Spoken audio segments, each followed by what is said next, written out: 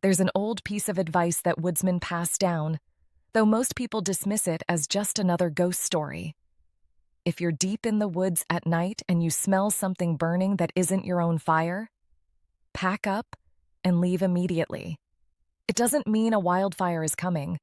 It means something is trying to hide its scent.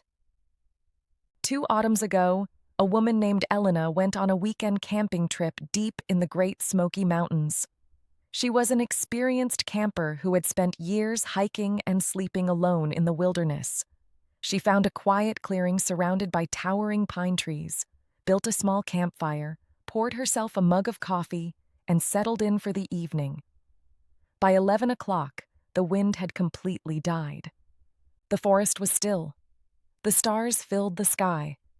As Elena stared into the flames, a sweet smell suddenly drifted through the cold air. Cherry pipe tobacco. She frowned. The nearest established campground was miles away. No one should have been anywhere near her. She stood, grabbed her flashlight, and called into the darkness. "Hello?" Nothing answered. She swept the beam between the pines. Only tree trunks. Only shadows. Convinced the scent had somehow drifted from far away, she sat back beside the fire. 10 minutes later, crack. A heavy branch snapped somewhere just beyond the reach of the firelight.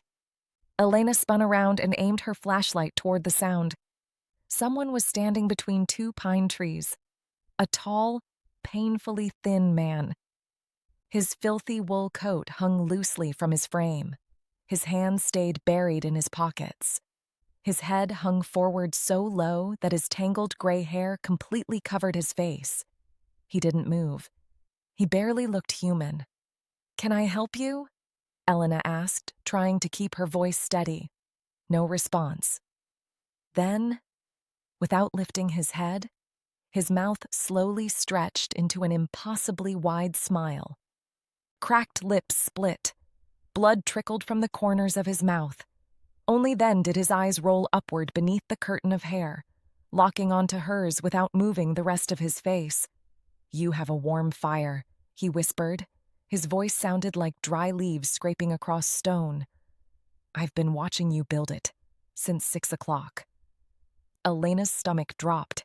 He'd been watching her for hours. Slowly, she reached for the hatchet lying beside the log. "I need you to leave." The man took one slow step forward. His boots were buried in thick mud. "I will," he whispered, "when the fire goes out." Elena made a decision. She left everything: her tent, her sleeping bag, her backpack. She kept her flashlight fixed on him and backed down the trail until she reached her car. The man never followed. He simply stood beside her fire, watching. 20 minutes later, Elena reached the park ranger station. 2 armed rangers returned with her to the campsite. The clearing was empty. The man was gone. Her tent had been sliced open from the back. Nothing inside had been stolen. On the ground beside the fire, they found a pair of muddy boot prints. The prints stopped less than 3 feet from where Elena's sleeping bag had been.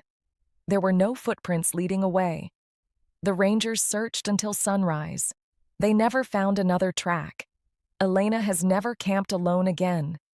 And whenever she catches the faint smell of cherry pipe tobacco drifting through cold air, she doesn't stop to look for the source. She leaves.